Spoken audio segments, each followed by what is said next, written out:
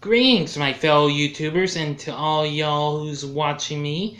I'm Duel, aka the Big D, a Big D's Entertainment Rankings and Reviews, back again with another installment of a ranking of movies from a particular year ever since I had been born. And this time around, we go to 2002. Yeah, 15 movies and a few honorable mentions. Okay, coming in at number 15 is Mr. Deeds with Adam Sandler, who is very funny. This might not have done so well for him. I know critics diss this, but it still has some funny moments. Winona Ryder is very good in this. I mean, her chemistry with her and Sandler's character, Mr. Deeds, is really something. It's not too bad. I know it's based on the old flick, Mr. Deeds Goes to Washington. Yep. But it's still funny in some ways. Next, at number 14, this movie's pretty underrated, Like Mike, starring Bow Wow, or Lil Bow Wow as he was originally known, because he was still young rapper. I'm just who I'm talking about. Along with Jonathan Lipnicki from Stuart Little, which we'll see where the second movie will wind up on this list. And Morris Chestnut, who is real good. Crispin Glover's in this. I'm going to say this movie is very underrated. This kid who gets these shoes that soon gets struck by lightning and give him the magic powers that help him get through a game of basketball and help this team go on to victory. Well, till the last bit, but he still helps them catapult their way to victory. But I won't tell you how that goes. You just have to see the movie and see for yourself. But you gotta watch it. Next at number 13 is A Walk to Remember, starring Shane West and Mandy Moore. Now, I do love this movie. It's so amazing. It's based on the book of the same name. I mean, I love the performances we got from West and Moore. I say Mandy Moore's performance was just so amazing. Got to hear, a couple songs of hers. Well, one was from her third album, which was self-titled, and the song was Cry, which you hear at the end credits. And of course, she did an amazing job on the song Only Hope, which, believe me, that song is so breathtaking. Although you get to hear another version by the Christian rock act Switchfoot. But all in all, I think this movie's pretty good. Been underrated though, but still it's good though. Next at number 12 is Stuart Little 2. Well, I did have a little bit of fun with this. Maybe not as much as its predecessor, but still had a little bit of good moments. The same cast was in it. Gina Davis, Hugh Laurie, and Jonathan Lipnicki. We had Michael J. Fox back as the title character, Nathan Lane back as Snowbell, and we had Melanie Griffith on as Little Yellow Bird Margalo, real good. We had James Woods voicing the main antagonist, the Falcon. Yeah, it's not too bad. It's pretty fun. You should check it out. Number 11, sorry this is kind of low. I put this in at last minute when I was working on this a few days ago, and that would be The Bourne Identity with Matt Damon. I haven't seen this movie in years, but I do know this was pretty action-packed. Now, most of the other flicks are good too, but they didn't catch on with me much, which is why you probably won't get to see much of them on any of my other lists, except for maybe the recent one, Jason Bourne, but we're a ways from the year from that one, though. But still, I think it's pretty cool and action-packed. Next at number 10 is Austin Powers in Goldmember. Yeah, I gotta say I love this movie too. Not as much as I loved The Spy Who Shagged Me though, but it was really good. Mike Myers once again does a great job as the title character in Dr. Evil, plus Fat Bastard, and of course Goldmember. I love gold! Yeah. Yes, and this was so funny. We get to see Beyonce in her first ever movie. It's Foxy Cleopatra, very good character. I do love how Austin gets to go into the 70s really good. And What Goes On with Scott, yeah, really good too. Anyway, Golden Mirror's not too bad. Number 9 is Scooby-Doo. Now, I am a Scooby fan. I've seen about every episode of his various shows, except for maybe the more recent Be Cool Scooby-Doo and later episodes of Mystery Incorporated. I didn't think Be Cool Scooby-Doo was good at all. I didn't like the way it looked, though. But I'm really looking. I really want to hope to see the brand new series they've got coming out called Scooby-Doo and Guess Who. Because I've heard it's got some pretty cool characters. Well, real and fictional characters like DC superheroes, even Steve Urkel from Family Matters. Can you believe that? I can't. Cast is pretty good. Ray Prince Jr., Sarah Michelle Gellar, Linda Carly, and Matthew Lillard as Shaggy, who of course he still voices him to this day, even once Casey Kasem retired and before his death. Anyway, I do enjoy this movie. Scrappy Doo was the main antagonist. I had some respect for him back in the day, and I only have a tiny bit for him now to this day, okay? So, no offense, everyone. You don't have to take my word for it. It's not too bad of a flick. Next at number 8 is Jason X. Now, although this was originally produced in 2001, which will explain why Ogre Boy 1992 had it on his 2001 list, but I don't mean to correct you, but I'm doing this by the year they came to us. The flicks came to us. So Jason X came to us in 2002, and I'm going to say it's not too bad.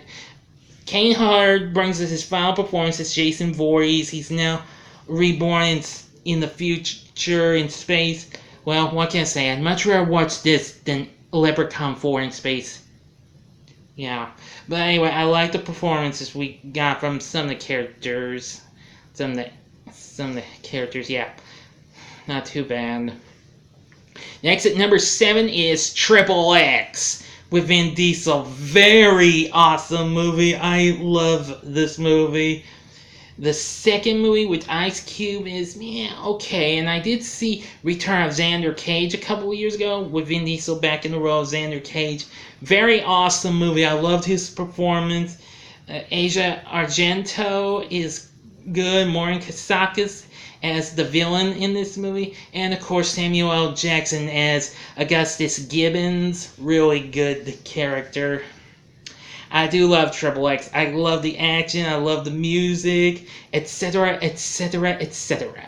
Next, at number 6 is The Santa Claus 2 with Tim Allen. Now, I did enjoy this just as much as its predecessor. I mean, although unlike that one, that got the G rating instead of PG like its predecessor.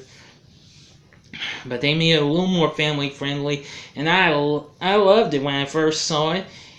I mean, we get the same cast from some of the same cast from the original, like Eric Lloyd's back as his son Charlie, all grown, well, now a teenager, and Wendy Crewson and Judge Reinhold back as Laura and Neil.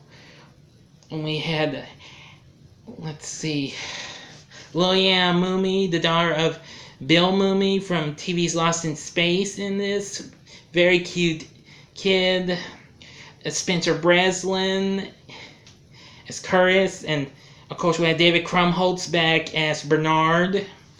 Anyway, this movie's pretty funny. Toy Santa was a pretty good villain. I do say Santa Claus 2 is very good, in my opinion. But again, you don't have to take my word for it. Next at number 5 is Ice Age. Now, this was the breakout hit for Blue Sky Studios, and I'm going to say they did a good job. I love the characters. Manny, voiced by Ray Romano, Sid, voiced by John Leguizamo, and Diego, voiced by Dennis Leary. Very good. I love the humor and all the fun peril you got from this movie. Sequels are pretty good too. Some might not be on my later list. You might see one maybe. You'll see. But I do love Ice Age for for real good reasons. Next at number 4 is The Lord of the Rings, The Two Towers. Now, it's been a long time since I've seen this, but I do know that it's got the same cast as the first one. It's pretty epic and exciting. I just know it had some good moments, even though I kind of didn't quite enjoy it quite as much as Fellowship of the Ring, but still it was pretty epic and fun. Sorry, it's like I said, it's been a long time since I've seen it. Next at number 3 is Harry Potter and the Chamber of Secrets. Now, when I first got this on video, I watched it every day. Well, the first 3 days I had it, I couldn't get enough of it. I love this as much as the Sorcerer's Stone. The cast was still great and the same. I did like Kent Branagh as Gilderoy Lockhart, very funny, and Dobby, pretty good character, and Lucius Malfoy, played by Jason Isaacs. That's a pretty good, well, kind of secondary antagonist in a way. But anyway, I do love this movie. We get to see more Ginny Weasley, Ron's sister. Yeah, pretty good character. I do love this movie, though. Next, at number 2 is Star Wars Episode 2, Attack of the Clones. Now, this was a big improvement over Phantom Menace. I like it for certain reasons, because it had action. I love the battle in the arena, battle against Count Dooku, played by Christopher Lee. Ewan McGregor, once again, great as young Obi-Wan Kenobi. We got Hayden Christensen as Anakin this time. Natalie Portman's back as Padme Amidala. Oh, the action in this is just so cool. I do love this movie, but when Revenge of the Sith came out 3 years later, I loved it even more. Before I go to number 1, here's some honorable mentions. There's Big Fat Liar with Frankie Muniz, Amanda Bynes, and Paul Giamatti. Very underrated family movie, but I like it for certain reasons. Check it out. The Scorpion King, while despite The Mummy Returns made my previous list, this didn't. I still like it for a few good reasons. Rock's pretty good. Dwayne Johnson, sorry. Now, though this was supposed to be on my original list, but I replaced it with Born Identity at the last minute. The Master of Disguise with Dana Carvey from Wayne's World. Also a very underrated family movie, but it's pretty funny. Also starring James Brolin, Brent Spiner from Star Trek The Next Generation as the villain, and Harold Gould. Very funny movie. Signs, starring Mel Gibson and Joaquin Phoenix, directed by M. Night Shyamalan. Very mysterious movie, but it was good though. The Ring, definitely a good movie with Naomi Watts. I love that. It's been a long time since I've seen that, but it's pretty good. And Catch Me If You Can with Leonardo DiCaprio and Tom Hanks. Steven Spielberg directed that. That movie's pretty good too, because I like the 60s and 70s type feel to it. Now, coming in at number 1 is Spider-Man, directed by Sam Raimi, starring Tobey Maguire in the title role, along with Willem Dafoe as Norman Osborn, aka the Green Goblin, Kirsten Dunst as Mary Jane, James Franco as Harry Osborn. Of course, we have J.K. Simmons as J. Jonah Jameson, Cliff Robertson as Uncle Ben, and Rosemary Harris as Aunt May. This movie's very good. This was actually the second movie I went to see alone. Although I was with my mom and one of my aunts at the time. Although I went and saw Divine Secrets of the Yaya Sisterhood, which that was also out at the time, but that didn't make my honorable mentions list. That's still a good movie too. But Spider-Man, I wanted to see. I've just heard good reviews of it.